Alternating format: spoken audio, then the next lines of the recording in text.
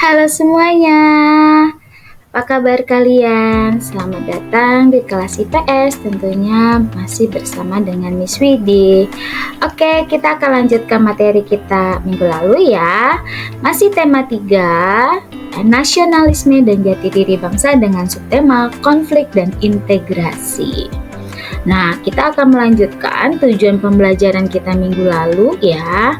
Dimana di sini kita akan membahas yang pertama adalah konflik sosial. Nah, terlebih dahulu kita harus mengetahui pengertian konflik itu sendiri apa.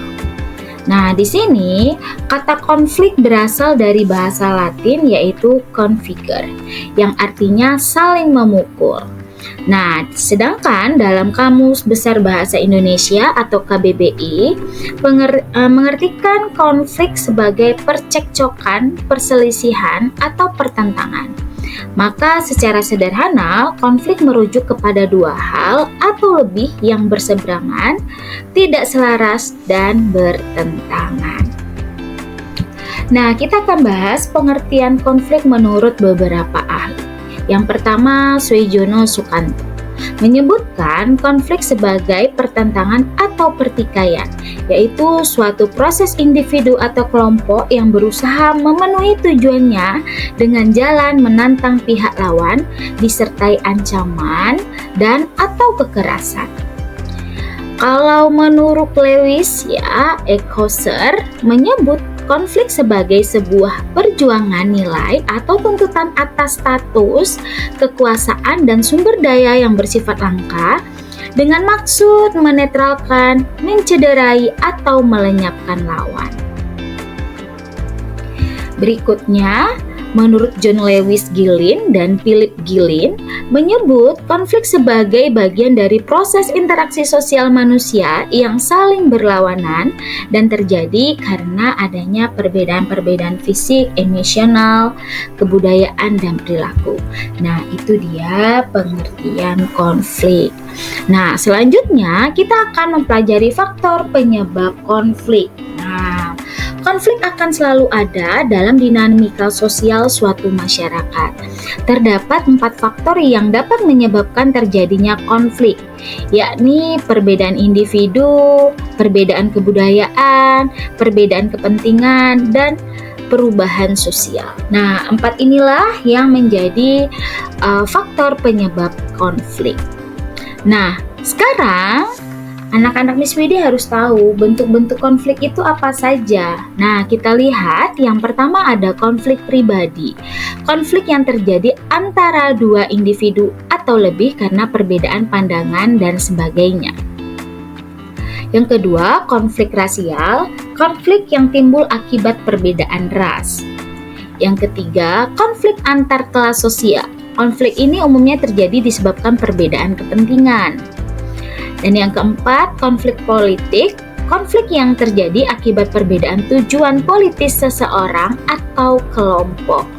Dan yang kelima, konflik internasional, umumnya terjadi karena perbedaan kepentingan yang berpengaruh pada kedaulatan negara. Nah, itu dia bentuk-bentuk konflik. Selanjutnya, kita akan bahas dampak konflik sosial. Kita lihat dari segi positif. Jadi kita dapat melihatnya dari segi positif dan negatif ya. Nah, kita lihat dulu dari segi positif dampaknya apa. Yang pertama, membantu memperjelas aspek-aspek kehidupan. Yang kedua, penyesuaian kembali norma, nilai, dan hubungan sosial. Yang ketiga, meningkatkan solidaritas. Yang keempat, mengurangi ketergantungan antar individu atau kelompok. Yang kelima, menghidupkan norma lama dan menciptakan norma baru. Yang keenam, sarana mencapai keseimbangan antara kekuatan yang ada di masyarakat. Dan yang terakhir, memunculkan sebuah kompromi baru. Nah, ini dia kalau kita lihat dari segi positifnya. Bagaimana dari segi negatifnya? Yang pertama, keretakan hubungan antar individu atau kelompok. Jadi ini dampaknya ya. Yang kedua, berubahnya sikap kepribadian para individu. Yang ketiga, kerusakan harta benda dan jatuhnya korban manusia. Dan yang keempat, munculnya dominasi kelompok pemenang atas kelompok yang kalah.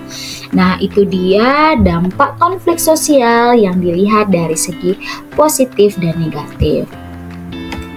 Selanjutnya, bagaimana penanganan konflik sosial? Nah, secara umum ada 3 upaya pengendalian konflik ya, antara lain konsiliasi, yaitu bentuk pengendalian konflik yang dilakukan melalui lembaga-lembaga tertentu yang memungkinkan diskusi dan mengambil keputusan yang adil.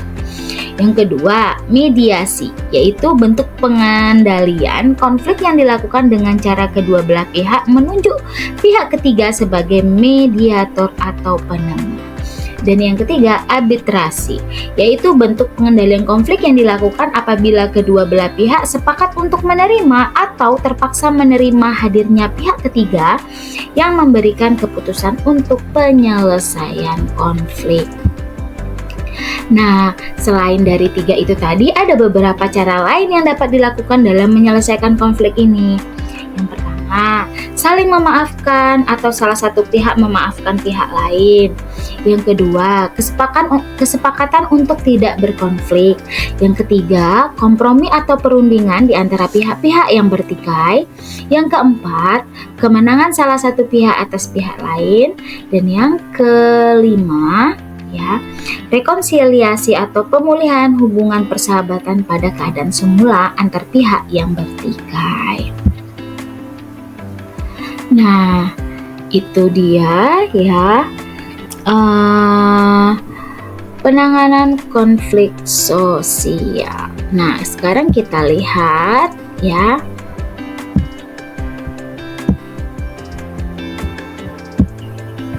Oke, kita lanjutkan materi berikutnya, itu tentang integrasi sosial.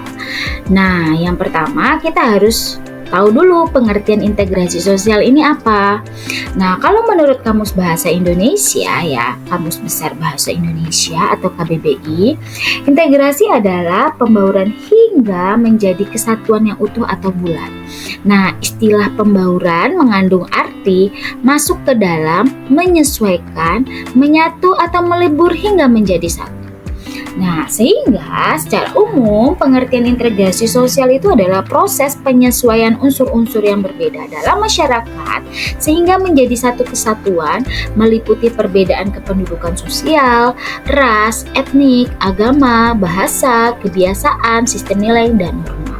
Nah, itu dia untuk pengertian dari integrasi sosial.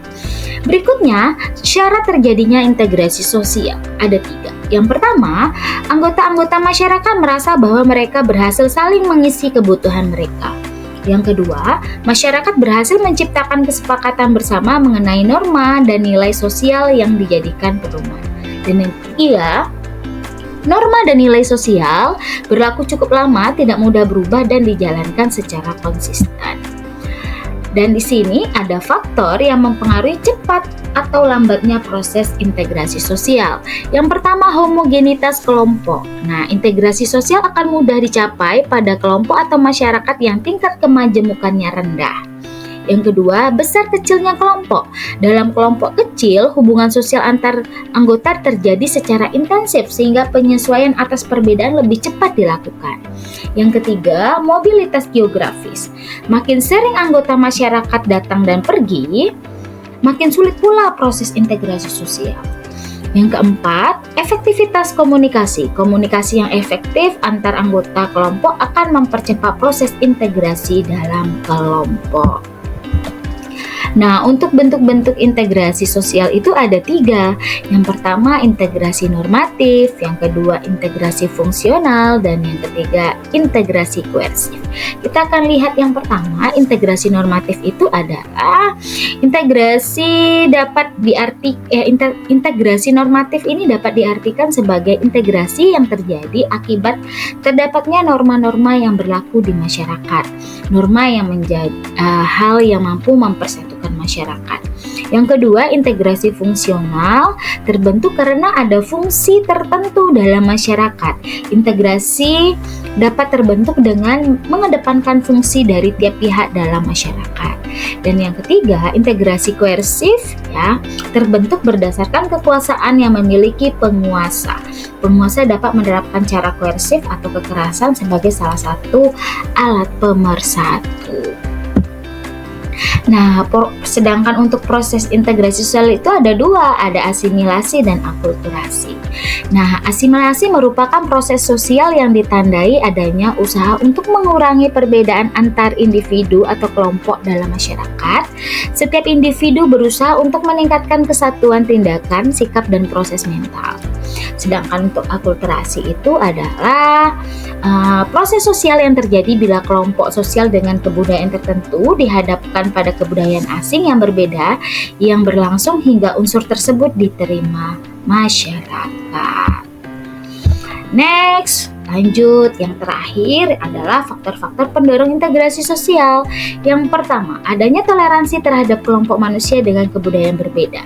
Yang kedua, kesempatan yang seimbang dalam ekonomi bagi golongan masyarakat. Yang ketiga, sikap saling menghargai orang lain dengan kebudayaannya. Yang keempat, sikap terbuka dari golongan yang berkuasa dalam masyarakat. Yang kelima, mengetahui tentang persamaan-persamaan unsur kebudayaan yang berlainan.